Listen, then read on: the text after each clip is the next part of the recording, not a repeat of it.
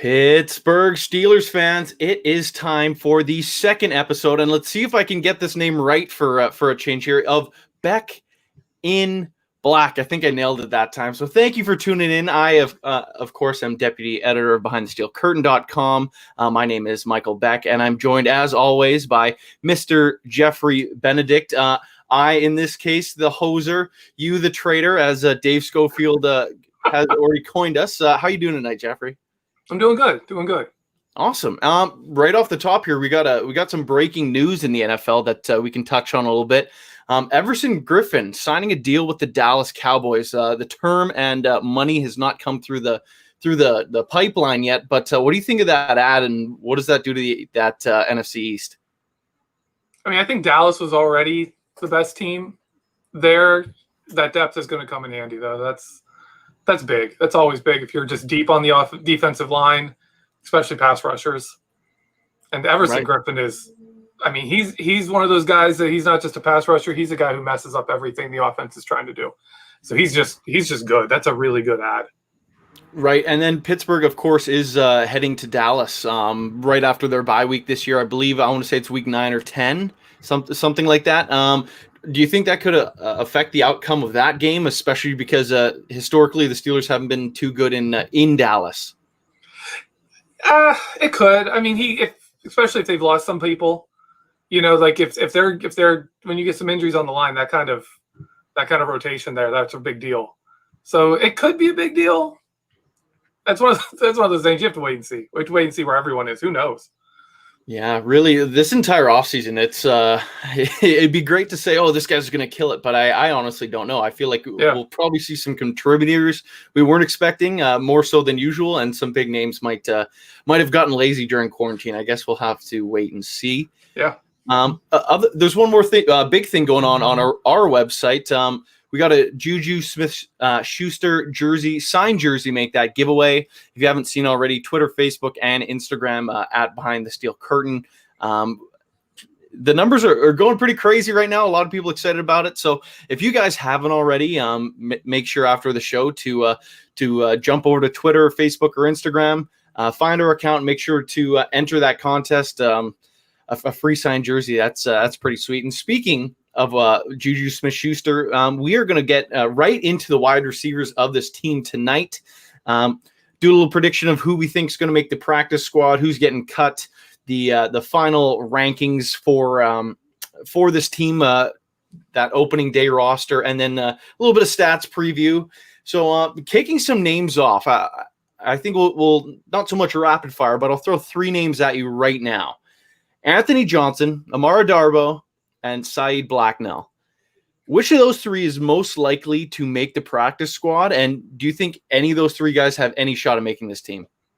I actually think you could see Amara Darboh do it. He's my outside chance just because this team has one gunner on their special teams from last season.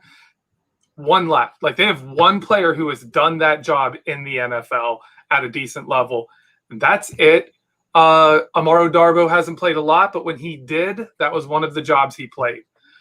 They have Chase Claypool coming in, but with no preseason, like you're not going to get a look at the special teams at all. So I think he is a guy that could make the roster as that we have tape of you doing this in the NFL. We don't have a preseason. We're going to put you on the roster just so we have that. If Claypool is gets in there and it's pretty clear that he looked good in practice, but he doesn't look good in the game, then you've got someone who's done it before. I think he has an outside chance because of that. The other 2, I don't see them making the active roster. So then in the practice squad sense, are we seeing any receivers tag along on the expanded practice roster? Yes. I think we're going to see 2. I think we're going to see 2 receivers because one of the good things about it is if you can bring people up for a couple of games, if you have a game where you're like, okay, we need another receiver, you could bring that guy up. I think we can see any kind of names on the practice squad this year.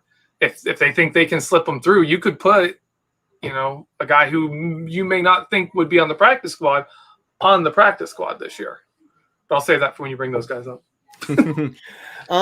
So moving straight into it, how many guys do you think will the Steelers bring at the wide receiver position of week 1? Is it 5? Is it 6? Or how many receivers total are they going to dress? I'm leaning to 5. I'm leaning towards 5. They don't have big time depth at wide receiver. Once you get past those starting 4, they got the big 4.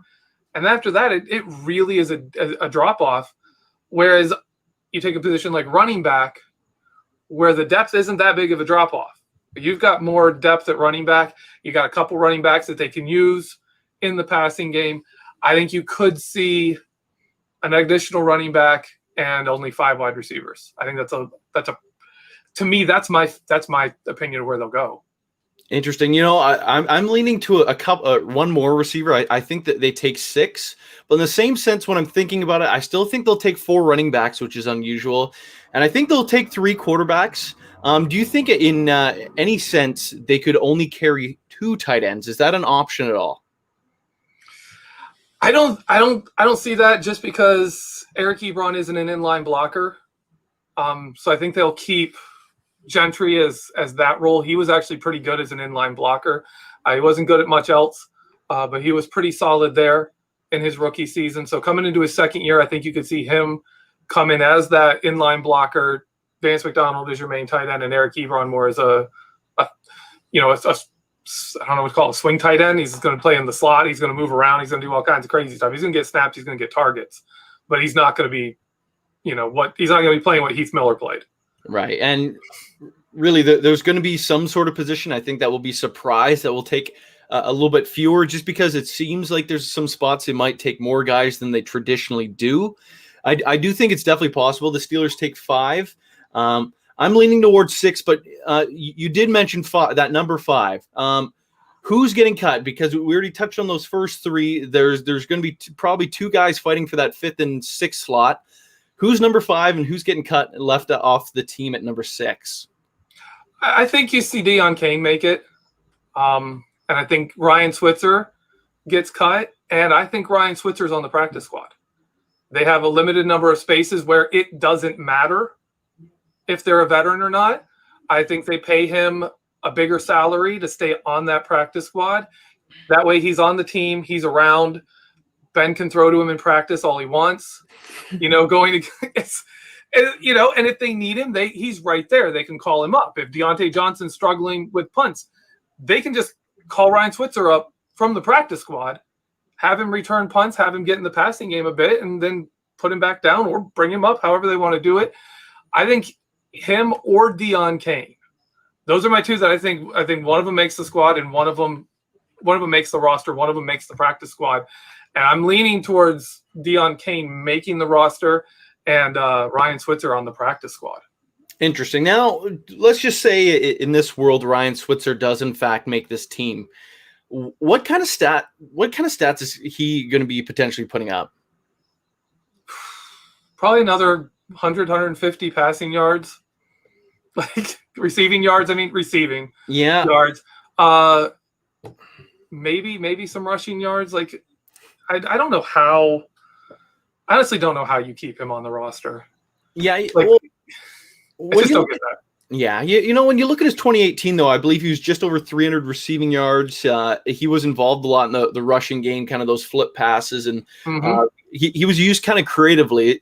Was that just a fluke? Is that not? I think that's kind of what Steelers fans that believe he make the team kind of get caught up on, was that he did do some stuff in 2018 before falling off last year.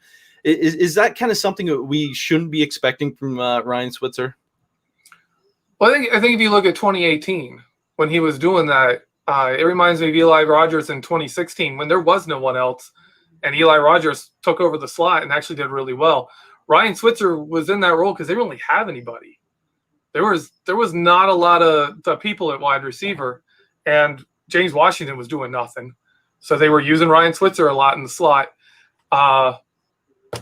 So I could see him, especially with how Canada does things. If you have a receiver who's running little shovel passes, who has to do you have to learn 5 different roles, and Ben's got to be comfortable with you in all of those. Ryan Switzer could be that guy. That's the kind of role I think he could have. So you could have some rushing yards, but mostly I'm going like 150, 200 passing yards our receiving. Sorry, I keep doing that. No, totally fair, because I think I wrote it the same way in my notes. I said if Ryan Switzer makes his team, I think he still gets his targets, but I think they probably smarten up, because he's not someone you throw the ball to behind the line of scrimmage. I'm saying if Switzer makes his team, he'll be right in the neighborhood of 200 receiving yards.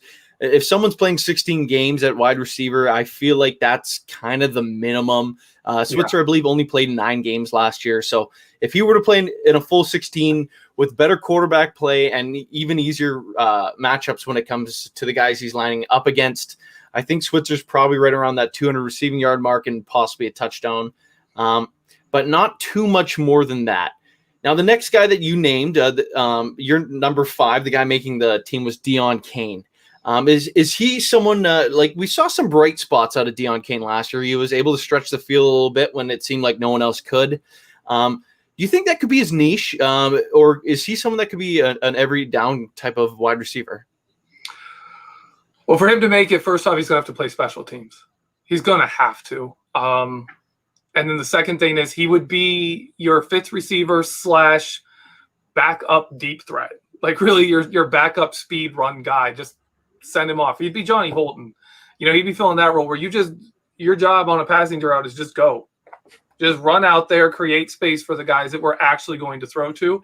And if the other team is like, we're not actually going to cover this guy, then Ben will throw you the ball and we'll hope you catch it. You throw that name out there. I know he's not on the roster, but I want to ask you about Johnny Holton, because he seemed to get so many chances last year, and I honestly don't really understand why. Of course, you got the great film breakdown and always got some amazing articles on BehindTheSteelCurtain.com. Did you see something out of Johnny Holton's game that made you say, okay, like there is something here, you just can't catch the ball, or was that just necessity? He's Darius Hayward-Bay. He's essentially Darius Hayward-Bay. He was the best gunner I have seen in a very, very long time on this team. I was surprised they didn't bring him back simply for that reason. He was lights out. He was an incredible gunner. He brought a lot of value on that. And if you're that good on special teams, like a Tyler Matakevich, you're going to make the roster. And if you're on the active roster, they have you there and they need a wide receiver, they're calling your name. Just like we saw Tyler Matakevich get snaps in the football game because he was there for special teams. You may have to go into the game, and he did. He played a couple of games. Johnny Holton, I think, was the same way, and we had wide receivers go down. He had more time with the quarterbacks, more time on the active roster than other guys, so he kept getting chances. Right. Now, Tony Defio, one of the contributors to BehindTheSteelCurtain.com, and you can catch his shows, Steelers Brunch with Tony, I believe, Saturday mornings. He does ask, you talked about the lone gunner on this team. I think I have an idea who that is, but can you tell us who that lone gunner is, the guy on the team currently? Well, there were 3 gunners we used last year. Johnny Holton, obviously, I brought him up. Artie Burns was a guy we used as a gunner, and the other was Justin Layne. And so Justin Layne he's the only one that's returning. So he is it. He's the lone, called the lone gunman for all that. I'm sure there's a copyright infringement in there somewhere. But now when it comes to gunners, I know we're talking about wide receiver, but it is something that's kind of asked upon. What's kind of most likely that guy on that punt team unit who's outside of not just Justin Layne, who's lining up on the other side? What's kind of your betting odds favorite right now? Chase Claypool. He's done it. I don't think any of our defensive backs have done that. There's an outside chance you could see them try someone like an Antoine Brooks, but I don't think he's fast enough. I think it's really Chase Claypool or another wide receiver. That's really all that's out there, which is why I think Amaro Darboh has a chance. Like, he honestly has a chance because we don't have other people on this roster who have even been gunners in the NFL. They haven't done that job. He's done it. You could see him make it.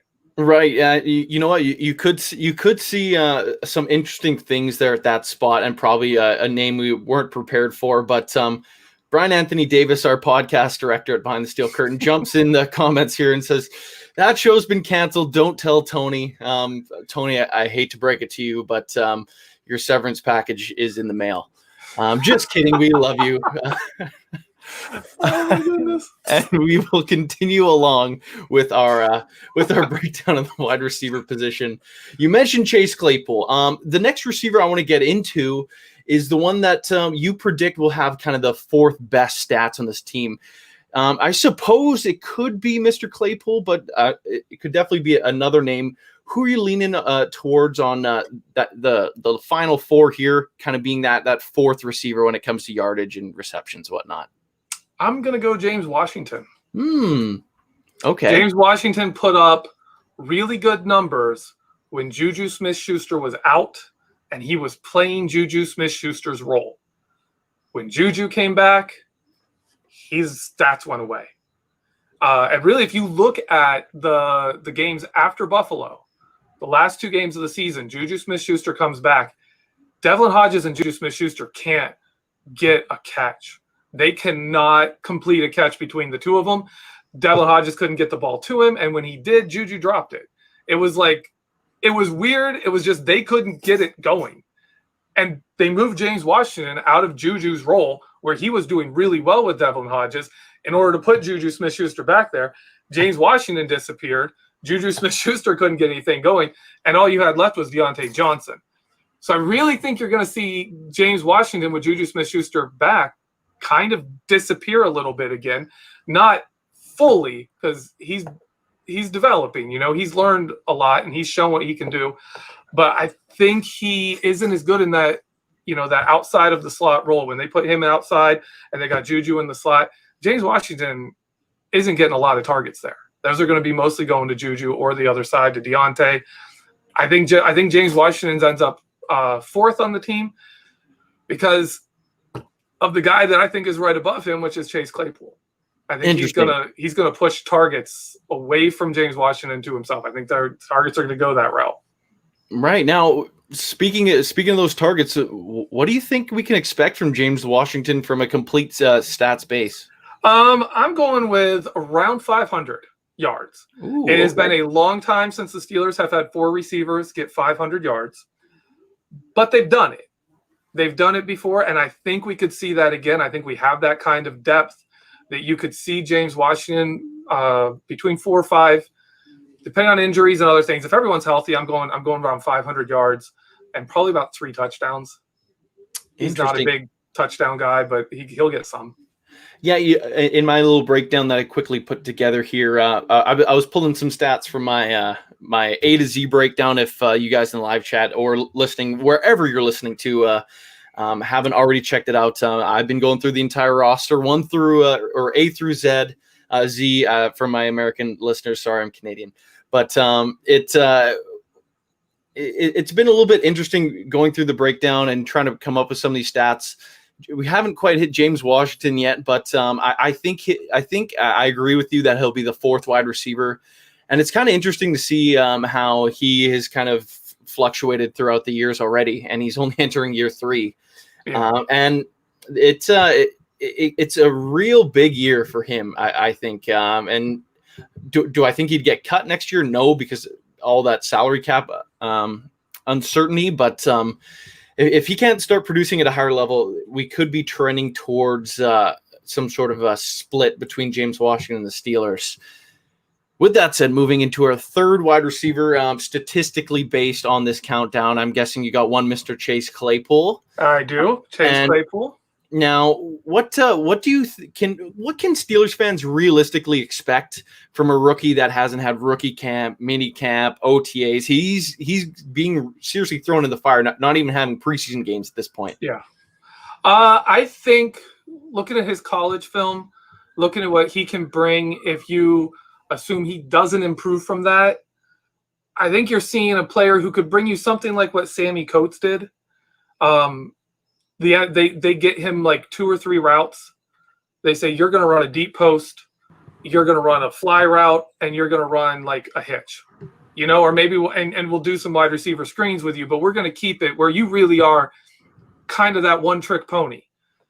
kind of that kind of role. We're going to send you out there just to run deep, because if the other team doesn't respect his speed and his size, Ben Roethlisberger is going to hit those passes, just like he did with a guy like Sammy Coates, who Sammy Coates had time. Sammy Coates had time in the end, but he just wasn't very good.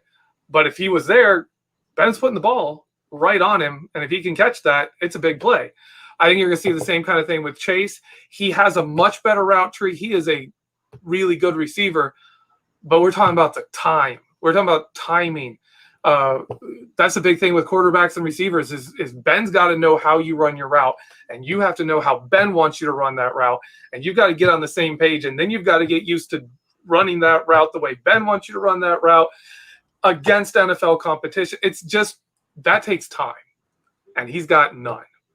Yeah, he really doesn't. And I recently wrote a story for BTSC, popped up the other day about Steelers fans tempering expectations towards our rookies. And Mark Tobin says he expects results. Is this mindset fair to, like, this is no shot at you, Mark, but like, is this fair to put pressure on the rookies this year? Or do you think we should seriously take a step back and say, hey, if this guy gets his 5 receptions, whatever, this year basically feels like a write-off anyway. Should we expect anything from Chase, or are we putting unnecessary expectations on him? I think you're going to see a really slow start. I think he's going to start very slow, unless he can go up and catch a few deep balls, because that's the thing. This is the big caveat with Chase Claypool. If you're tall and you're fast, Ben Roethlisberger's going to find you. He's going to find that ball is going to. He's just going to see you there and be like, "Ooh, I got someone here at 6 yards I could hit, but there's that guy deep, and that's Ben. That's Ben. He is so good at those deep balls. If he's running deep and he's getting open at all, or even if he has good position and Ben trusts him to make a catch, he makes a few catches. It could go like Juju Smith-Schuster did, where the first game Ben barely threw to him. Second game you see him getting targets, but the connection's not right there. And then he makes a few catches, and Ben starts throwing in the ball, and then you get that 97-yard touchdown in Detroit, and it's over. Like he's set. He's a made man at that point, and Ben's treating him like everyone else, and he's getting yards. If we see Chase Claypool catch a 40-yard, 50-yard pass and take it to the house, all bets are off. At that point, like, Ben's going to be like, all right, you're in the rotation. I'm throwing you the ball. You know what? I feel like that's really what it takes. Do you think the ceiling for Chase here, before we move on to our top two, do you think his ceiling is DK Metcalf, what he did last year? Obviously, they both have great size and great athletic ability. Is that a comparison we can make, or what kind of stats can we expect from Chase? I think he could do that. It would take a lot. Like, you would have to probably see James Washington or Juju, someone go down, so that Chase is forced into a bigger role, because he's got to share snaps. He's going to be sharing snaps with those other guys. He's going to be sharing time. I'm hoping the Steelers have leads, so they're not just chucking the ball around late. He would have to really step into a role, kind of like Deontay Johnson did, where Deontay Johnson was kind of forced into being a starter. If that happened, I could see him pulling off those numbers. Or if he just, game 2 catches a 70-yard, catches a 40-yard pass, takes it to the house. Game 3 does something, takes a big 50-yard catch. You could see that, because you could see a Mike Wallace type season, which I actually think Martavis Bryant, Mike Wallace is a better kind of thing than DK Metcalf. I think that's a better fit for how Ben uses people. But we could see that kind of ceiling. I don't think he actually gets there, though. I don't think he gets that big. So what kind of numbers can we realistically see? I think Chase is going to be good. I think Ben's going to start using him. I'm expecting around 600 to 650 yards and 4 touchdowns. Nice. I've got a little bit more, and I left the numbers that I put in from the draft when I was kind of expecting a little bit more of an offseason. Back then, I kind of took the averages from Juju and a whole bunch of other Steelers receivers, their rookie years, combined it with Calvin Johnson. I know that's not a fair comparison, except he also, size-wise, everything's similar. Mm-hmm. And Calvin Johnson still didn't have a great rookie season by any means. I kind of factored in a few names together. And I had him at around 825 yards back then, expecting kind of a more regular offseason to continue on past that. I don't think that's going to happen anymore, but I'm leaning towards what you're thinking with that 650 yards. I am saying one more touchdown though at 5. He's just so big. I think either him or Eric Ebron, I line them up on the same side of the field and just say, hey, pick, and the other one's going to score. Run a fade in the post. Just let the safety cry. Yeah, and I'm sure a few of them are just going to throw their hands up. Yeah. Moving on to our top 2. My name at number 2 is Deontay Johnson. Do you have a similar name, or are we seeing a new leading receiver for the Pittsburgh Steelers? Oh no, it's number 2 is going to be Deontay.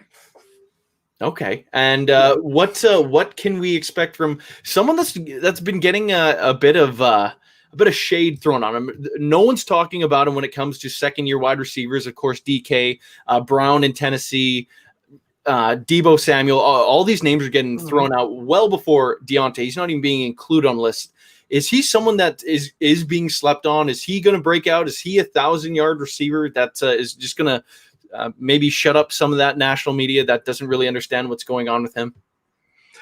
I think as much as Deontay Johnson is being ignored by the national media, I think he's actually getting overrated a bit in Pittsburgh Steelers circles. It's one of those things where the people are looking at him saying, you're overrated, you're underrating him, or pushing him a little too high, thinking he's going to explode like an Antonio Brown. Deontay is an Antonio Brown.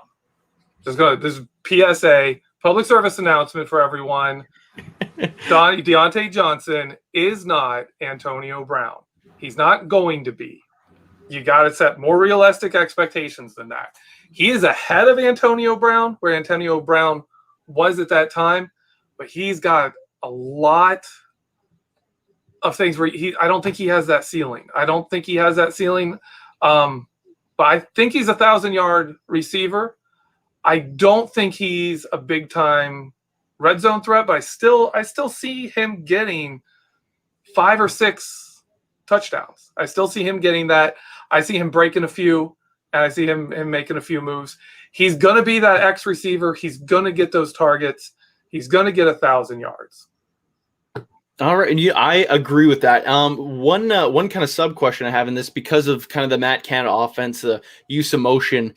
What is Deontay going to factor into the rushing game? Because we saw some flashes from him running those jet sweeps a year ago. I think if they're going to utilize any receiver in that rushing game, it's going to be him. Is that kind of the X factor when it comes to him?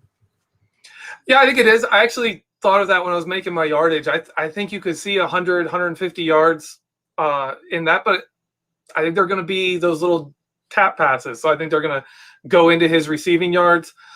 He's dangerous coming fast. When he's coming fast like that, and he can stop on a dime, he can kind of change direction and make cuts. He can make it. He's going to get some yards there.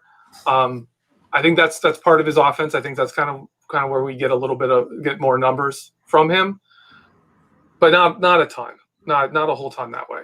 Right. There was an interesting stat that came out that I believe it put Deontay Johnson as like the number 2 receiver last year in separation yards. And I think with that, his ability to separate and Ben's ability to throw the ball and throw receivers open. In my kind of breakdown here, I see him improving upon his rookie stats. And I'm seeing him break that 1,000-yard that threshold, and I'm seeing a little bit more than that too. I'm thinking 1,150 yards is fairly reasonable, just because of all the weapons that the Steelers kind of have around and what kind of matchups Deontay is going to be facing. So I might be a little bit higher on him than you. I don't know if he's a Pro Bowl wide receiver necessarily, but I think he's going to take that next step. And if he does put up those numbers, I think it kind of softens the blow of a potential loss in Juju Smith-Schuster. Well, I think what you're going to see is not that he's not good enough to get more yards. I think you're going to see things like Ebron and McDonald. You're eating at least 1,000 yards there. That's at least 1,000 between the two of them. James Conner's going to get 300 yards receiving. Jalen Samuel is going to get anywhere between 200 and 400 yards receiving. He gets a lot of receiving yards. You've got a lot of guys that are in that pot. You've got a lot of balls going around, and Ben uses a lot of people. It's going to be hard in this offense, especially in Randy Fiechner's offense, which isn't like Todd Haley. Todd Haley ran routes for AB all day. It was like, AB is going to get the ball on this play. This is how we're going to get him open. And then you just throw the ball to AB. That's not Randy Fiechner. That's not how Ben likes to run it. The ball's going to get thrown around more. I don't think Juju Smith-Schuster or Deontay Johnson get really big numbers. I don't think we see the Antonio Brown or even like the 2018 Juju numbers. I don't think we see that this year from anyone. Yeah, and I wouldn't be too shocked by that either. But I think we should quickly move along to our top receiver here before we get into the corner talk. Juju Smith-Schuster. There's so many things we could say about him, but I think just off the top here, most importantly, is this his swan song? Is this his see you later, Steeler fans, sayonara? I just put up some ridiculous numbers and now I'm getting paid and gonna go back to Cali and live my West Coast lifestyle again. What are you thinking here with Juju? I may have tipped my hand earlier when I talked about James Washington. James Washington produced in that role. When he was playing Juju Smith-Schuster's role, he produced. I think the Steelers try to sign Juju Smith-Schuster, but they're not going to bid the house on him. They're not going to go crazy for it. And I think I don't think they franchise tag him. I think you see Juju Smith-Schuster leave. I think you see James Washington roll into that spot, especially if Chase Claypool has a really good season and they're high on him, because then you've got Chase Claypool outside, James Washington in that, possession slot role they like, and Deontay Johnson at the X. That would be a really good trio if they can, if James Washington is a legitimate, 700 to 800, 900 yard kind of receiver with Ben, and Chase Claypool is a legit outside deep threat. Like that's a great trio. And again, you're still on rookie deals. That'd be cheap. Yeah, and that's kind of been their philosophy as of late, just circling through those receivers on those rookie deals. With Juju, you mentioned that his stats won't be 2018 Smith-Schuster. So what are you calling for here? I'm seeing around 1,200 yards, 5 or 6 touchdowns. Like, it's crazy that in Pittsburgh, that would be like, really? That's all he's going to get? That's your number one receiver, 1,200 yards, 6 touchdowns? Well, yeah, that's Julio Jones numbers. That's AJ Green numbers. That's big time number one receiver numbers. It's just not Antonio Brown numbers. And 2018, we were in shootouts. Like Ben was throwing just to keep us alive. That's a totally different system. I expect we're not throwing as much this year. I'm hoping we have leads. I'm hoping we're running the ball late. I want fewer possessions, more leads, more wins, less passing yards. I think that's where we go. And I think you see Juju Smith-Schuster around 1,200. I think you see him make a Pro Bowl. And he's going to be really good. He is really good. They're going to put him back in his role where he's at his best, and Ben's going to actually use him. Yeah, you know what? And I feel like I'm going to agree with you on that again. And with Juju Smith-Schuster, make sure we are giving away a signed Juju Smith-Schuster jersey courtesy of our friends from Total Sports Enterprises. If I can get those words out, I don't know, just struggling. No, seriously, if you think I'm wrong and you think Juju's staying around, go sign up, enter the contest, win yourself a signed Juju Smith-Schuster jersey, and you can show me I'm wrong. Exactly. You can wear it. You can put it on your wall and be like, "What's up, Jeffrey Benedict? Juju's on the team." You know what? When we pick that winner Friday night, I'm going to specifically tell them if Juju resigns, he's got to send you that picture. So we'll make sure that happens. But coming up in part 2 here, we're going to transition to the flip side of the ball and that cornerback spot. And if you're listening onto our podcast platform, make sure to download and listen to part number 2. Once again, I am Deputy Editor Michael Beck of BehindTheSteelCurtain.com, joined as always with Jeffrey Benedict. Jeffrey, breaking down the wide receivers is fun, but the flip side, some guys that we saw enjoying themselves a little bit on social media today. They all got their yellow smoke tinted visors going on. They're all flexing, having a good time. Is those defensive backs. Right off the top, before we even mention any of the names, do you think this unit as a whole, this defensive back unit, is the strongest position group on the team? Cornerback? Yes. Yes. At cornerback, I think that's a yes. We got 4 good ones. And Justin Layne hopefully makes that a 5th.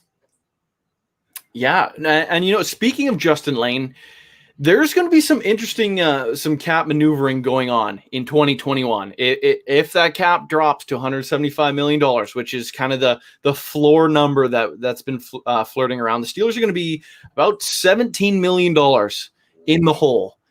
And one of the names that could come up for being cut to kind of bring some of that cap space back is one Mr. Joe Haden, a fan favorite. And that would kill me to see because he is one of my favorite players. And believe it or not, I even cheered for him when he was in Cleveland because he's just one of those guys that you cheer for. He's a good dude.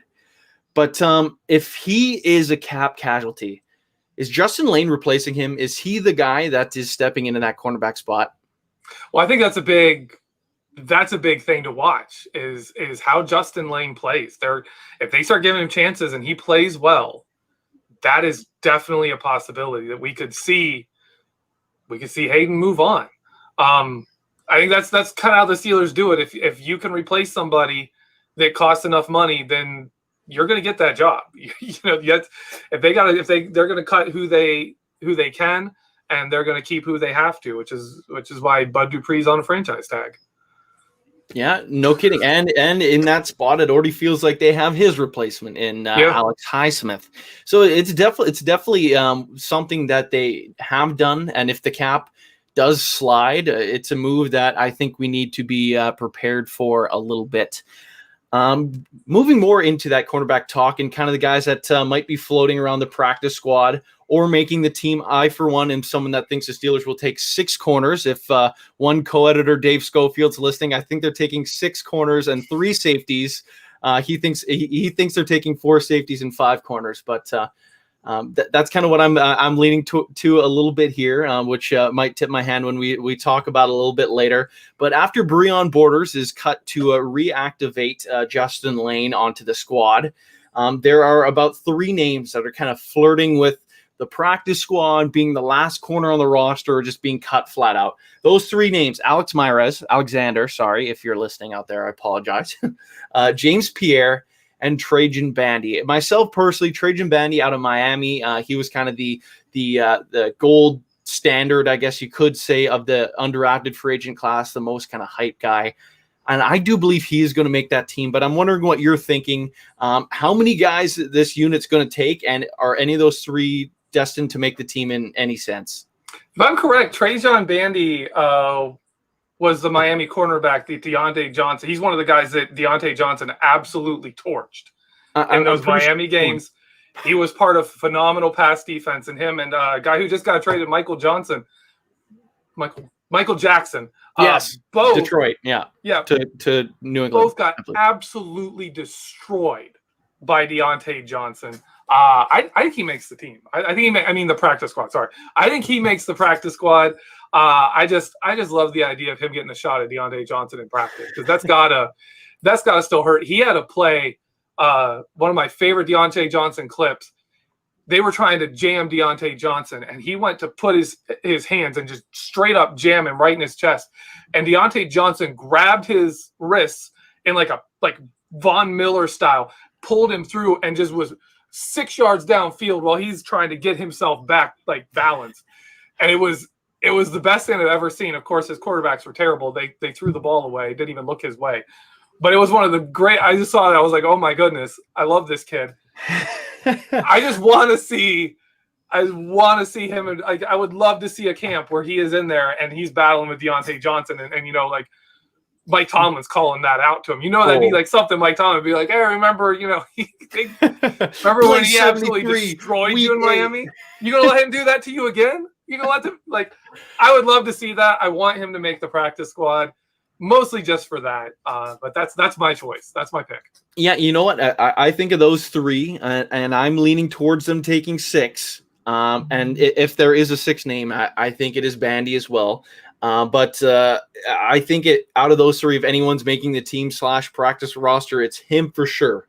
And then after that, it's all the guys are making the team. And one of the more interesting things, just because stats-wise doesn't kind of work out the same, I'm thinking more kind of position battles here. And when we're looking at Mike Hilton and Cameron Sutton, there's some interesting dynamic here because both deals are expiring. The team's probably only going to be able to afford one. What exactly would you do in this situation? Because in my opinion, I think Sutton's more that coverage guy. He's still not afraid to step down in the run game. But then Mike Hilton's a guy that's setting the edge, and he does have his faults in pass pro, but he's been the incumbent and he's been doing it for longer than Sutton has. Which way are you going between these two? For like them keeping long term? Yes, exactly. Long term. Yeah, keeping long term. I'm probably going with Sutton, just because I think Hilton is going to be more expensive, and I think Hilton they are working on replacing him. They are already bringing in kind of guys that can be what he is. They've been looking for those guys, but if they can't find them, like if Antoine Brooks doesn't show up this season at all, if they don't find anyone who can be solid in the run game from that nickel back position, they almost have to keep Mike Hilton. But I think they find a way to replace him, and I think you see Cameron Sutton stick around. Yeah, that's kind of what I'm leaning towards too when it comes to that other contract. I'm also leaning towards Cameron Sutton potentially winning that spot, that nickel spot in camp.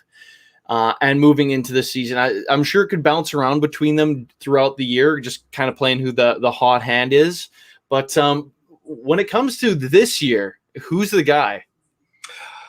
See, I think the problem with Cameron Sutton winning that job is that nickel position is a big-time blitzer in this defense. That is a big-time blitzer in our defense, and Hilton is a heck of a blitzer. There are plays Hilton will take on offensive linemen. And he will, I mean, he's not winning the battle. It's not like Bud Dupree just putting one arm in the guy's chest and driving him backwards. But Hilton will fight with them, and he will make plays in the run game based off his ability to just crash into offensive linemen hard enough to kind of neutralize their advantage in size. He is incredible that way. Tomlin loves that in his players. We all know Tomlin loves little guys that hit, and he is a little guy who hits hard. And he is a good blitzer. I think he's like number one in sacks from a defensive back over the last so many seasons or so. He's either one or two. He's top notch there. He's underrated in coverage. What you don't want is him covering good deep threats deep. That's what you don't want. If you've got a guy who's not a great deep threat and is going deep, Hilton can stay with him. But if they put a deep threat in there at the slot and you're asking Hilton to run with him, that's not a good situation. That's him at pretty much his worst. If he's blitzing, if he's covering guys short, if Hilton's a little off of you and you try and run a 5-yard out route and that quarterback throws it, it's gone. He's taking it. Like, he's that guy. He can break forward. He can just bang. He has great burst, and he knows that position, and he is a phenomenal both in the run game and as a blitzer. He has a lot of value there. Cameron Sutton does not have that. So, like, as a cornerback looking at someone, I would say, okay, Steven Nelson's missing a game. We need someone to slide outside. Are you putting Mike Hilton or Cameron Sutton out there? That's an easy choice. That's Cameron Sutton. Yeah. So, I honestly think there's a possibility, say, Justin Layne isn't quite where we want him to be, that you could see a Joe Haden get cut and Cameron Sutton move outside. I think you could see that situation happen more than I would see him taking over nickel full time, because he is not a blitzer. They don't. Like, last year, they blitzed every single cornerback at least once, but Cameron Sutton and Steven Nelson. Those are the only two defensive backs overall. They blitzed Minka. They blitzed Terrell Edmonds. They blitzed Joe Haden. They blitzed all those guys. They never blitzed Steven Nelson, and they never blitzed Cameron Sutton. And that is really interesting and a huge factor, and exactly why Mike Hilton probably is in the spot. But I'll tell you why I wouldn't be mad if Cam Sutton won it, because I'm super petty, and apparently Mike Hilton is too. I was having a nice little Twitter conversation with a friend, just kind of talking about the spot. Didn't tag anybody or nothing. We're talking about Mike Hilton and Cam Sutton. And my friend said, "Oh, Mike Hilton is the most talented, unquestioned." And my response was something along the lines of, "You'd be surprised." And someone searched their own name on Twitter, read my thread, and then liked my tweet, the one negative thing I ever say, and then scurries away. And I was like, you know what? That's so rude, Mike. At least read the story where I'm positive about you the whole time off the top. But if Cam Sutton wins, you know what? I'm not. I think Mike Hilton is that guy, though. Everything you hear him say, when you hear Tomlin talking to him, it's always like, Mike, they say you can't play. Mike, they're saying you can't cover. Mike, they're saying you're too small to play. You can't hit people. Like, I think he feeds off that. So I have no doubt that he goes around, looks for those posts, probably liked it so he could find it again and be like, I'm reading all the posts that say stuff I don't like so I can just get me mad and I can go out there and practice and be energized. I would not put it past Mike Hilton to be exactly that guy. Oh, you know what? As soon as this is off, I'm going to his page and I'm just scrolling down it. And I bet you all those like tweets are just like, "Oh, he's a bum. This guy sucks. This guy's that." Oh, yep. Oh, that wouldn't surprise me. I love Mike Hilton. I absolutely love him. It's going to be hard for us to keep people. It just is. Yeah. That's why I love this season, because Cameron, like, we've heard people, there's people who've been saying, we could trade somebody for draft picks. We could trade a cornerback. I think back to that 2010 season and the Super Bowl against Green Bay. Sorry for bringing this up, everybody. Put your earmuffs on if you need to. In that Super Bowl, Jordy Nelson was their fourth receiver. Like, Jordy freaking Nelson, young, just starting to break out. He's their number 4 guy. The Steelers' dime cornerback was Anthony Madison, special teamer, and he was covering Jordy Nelson, and he beat him all day. Like, Jordy Nelson was open all day. We had that great defense, but it didn't matter because their 4th wide receiver was Jordy Nelson, and our 4th cornerback was Anthony Madison. And this team, that's why I love the team right now and the depth at both cornerback and wide receiver, because if we went into a situation like that and we're facing a team that has that kind of great depth at wide receiver, our number 4 cornerback is Cameron Sutton. Who are you attacking there? You attacking Mike Hilton? You attacking Cameron Sutton? We're okay with that. We can live with those guys and safeties backing them up. We can live with that. And if our number 4 cornerback, our number 4 wide receiver is going to be Chase Claypool or James Washington, like, I'll take that as well. You want to put like your worst corner one-on-one with James Washington? We can chuck balls deep. We saw what he did to Denzel Ward. We'll take that all day. That's why these 2 positions, I absolutely love our depth, and I hope we get some guys developed because, man, having 4 deep is such a benefit. That's such a big deal. Yeah, no kidding. And you know what? Before we finish with the kind of our top duo here. Just talking about those free agents, and something's bound to happen with the NFL with the cap, because there's no way they're just going to allow all these free agents, these veteran players, just going unsigned. So, like, something has to happen, especially if you're a team like the Saints, who's $70 million projected over the cap next year. Yep. They got to clean house if that's what happens. And then there's not a whole lot of teams that have money. The Colts somehow still have, I believe, 70 million. The Patriots have 60, which scares me because I feel like that's the Belichick. That's his end game, is get Trevor Lawrence this year and then sign every single veteran to a $5 million deal because every other team doesn't have $5 million. Yeah. So that's my nightmare. But I feel like something's bound to happen here. But what do you think? Are they just going to say, you know what, like this is the balancing year? Every team's just going to take a huge hit. I think they threw that in there to negotiate for next year, just to see how it goes, because you don't want to agree to something, then have like this season with no fans and half of it gets canceled and you don't get a bunch of TV revenue and you've already agreed to more money. Yeah. Like you don't want to put. So I think the owners are more likely giving themselves leeway. I don't think the owners are going to want a lower cap. I think if they look and say, okay, we can recoup this, we're going to get this money back, then they'll be fine. I mean, we've got extra playoff games this year. I know teams are losing ticket revenue, but that's not a big deal. Like, that's not national TV contract money. No. They're not losing that kind of money. So as long as they're able to play games, put them on television, they're going to have a good cap situation. And if we're back to normal next year, if next year, 2021 season, we're able to have full fans in the stands, everything, I think you see the NFL say, you know what, we'll carry the cap.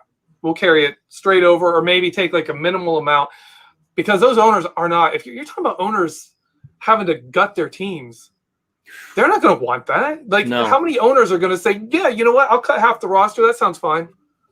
The Steelers would be like, yeah, we'll cut Ben. Like, yeah. And we're good. We're good now. We're good, but we don't have Ben Roethlisberger. Like, Rooney isn't going to agree to that. They're going to be like, no, you know what, we'll spread those losses out. We're good. We're good. Yeah. Yeah, I totally agree with that, and it's funny. The league in the Great White North up here, there is something that if the season isn't played, it's possible that every single contract becomes void up here, and then every player in the CFL just becomes a free agent. So that's the kind of chaos that that we might be dealing with in the 3-down game up here. But thankfully, I don't think that the NFL would ever come to that. Yeah, I don't think so either. Yeah. Moving into our last duo, because I'm starting to sweat already at the sheer thought of that, is Joe Haden and Steven Nelson. Getting back into our cornerback talk, are they a top 5 duo amongst corners in the NFL? Are they that good? Because my eye test, I would say they were. I think so. I think they're top 5. I don't think they're one of the very, very top. They fit our system well. There was a number out there saying like Joe Haden gave up some of the fewest like deep receptions. 23 yards. Yeah. And I'm like, well, there were deep receptions. It's just guys that got past him, like guys that he passed off to someone else. Like, if he's not covering people deep, yeah, he's not giving up deep receptions. So we saw that he's good. Joe Haden is still really good. Don't get me wrong. I've been a huge Joe Haden fan, mostly because he's that guy who isn't as fast as he used to be, isn't quite as dynamic as he used to be, but he still gets it done because he has that old man savvy, that kind of like, I know how to cheat better than you do and get away with it. Like I can get little holds, I can get little elbows in there where I'm not getting called for it because I know how to do it. I've been around long enough. I know how to do it. You get those big, fast, freakish wide receivers like a Josh Gordon on him, and they don't do anything because even though they're bigger and faster than, they can't get past him. I love Joe Haden. I like where he is, and I like the dynamic they had with him and Edmonds. If Edmonds can get better at deep balls and Joe Haden, can gamble a little less, then I think that those two will be really good over there on that side. Steven Nelson is, in my opinion, he is a Dick LeBeau cornerback. Oh, yeah. He's an old school Dick LeBeau cornerback. You do not get past Steven Nelson. He does not give up deep balls. He's phenomenal on deep passes. How you beat Steven Nelson is underneath, and we have that solved. Like he plays over there. Mike Hilton's there. Like when they do trips on his side, they just let him take the deep receiver. They do pattern matching. They'll do things where Minkah Fitzpatrick crashes underneath and Nelson covers deep. There's all kinds of ways they use him that he really fits. So I like Nelson. Nelson is a really good receiver. He's not, in my opinion, elite because you kind of need to use him to his strengths in order for him to be really good. But when you do, and we do, because we can, he is phenomenal. And so he's going to be great for us. Right. And you already basically said it, but Steven Nelson did basically say in a press conference this week that check the stats when it comes to comparing him to guys like Stephon Gilmore, Trey White, Jalen Ramsey. Yeah. Statistically, he's right there. Is he right someone there that should be in that kind of category and seen as one of the top corners in football, or is that more scheme-based, like you said? I think all the top corners, anyone putting up those numbers, it's scheme. The scheme is involved. You're not stopping receivers in the NFL like that unless you have help. It's just the way the offense is geared. Either you didn't face, or like you're Steven Nelson and you didn't face anybody. But if you remember week 1, Juju Smith-Schuster was beating up on Stephen Gilmore all day. He was getting yards on Stephen Gilmore. But Stephen Gilmore didn't face other quarterbacks. He didn't face good quarterbacks. He didn't face a lot of good receivers. So he put up great stats. They could do it. They could do pretty good against him, and he faced a couple of guys that put up good numbers on him, and that's it, because most of the time he didn't have to face much of anybody. Yeah, no kidding. And then flipping back over to Joe Haden, let's just forget about the cap space. Do you think he could sign another deal? Is he still good enough to come? He was a Pro Bowler last year. Yeah. Can he continue to put up that pace, play at that level, or is this or I guess was 2019 his plateau, I guess the end of his great run? Is there more left in the tank for one Joe Haden? I think so. I think especially when we're able to use him again to his strengths, where he's covering more short routes, when he's deep, he's in deep zone. When he has ability to pass off, if he knows I'm passing off an underneath route to somebody else, or he knows I'm passing off a deep route to somebody else, and I have to cover short, I have to cover this area, or I have to cover this guy in man, he's phenomenal. He's not a guy who's going to be caught off guard and recover anymore. He's not that guy. I think he can still do it. He's doing it with smarts. He's doing it with knowledge and experience. Those pass routes he was jumping last year, like he's telling, there was a game in Arizona, he told Terrell Edmonds, hey, if if they're lined up like this, they're running that out route again, and I'm jumping it. Just be aware. And you could see it, that he ran up, jumped the slot receiver, ran an out route, and Terrell Edmonds was suddenly like, oh, okay, I'm deep. He started running deep, and they're like, all right. And Joe Haden made an interception. It's phenomenal. As long as he can do that, he's going to have a place in the NFL. And I think the way he's playing now, you could see a move to safety or a move into a slot receiver role if he needs to. I think he's got more years. I think he's got at least this year, maybe another year or two left where he's still a top cornerback. Yeah, you know what? He's played a decade in the NFL so far. He's been one of the top corners over that stretch, which is insane to think about when he's just 31 years old. But I do agree with you that he has some years left in him. I would love to stay and chat about this all night. This has been a really fun combo, both on the receiver and cornerback side. But we are getting to the top of the hour.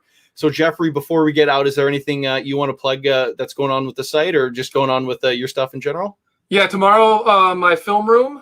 I have a film room out tomorrow talking about the Steelers and the Ravens, basically breaking down the defense and exactly how we struggled against the Ravens offense.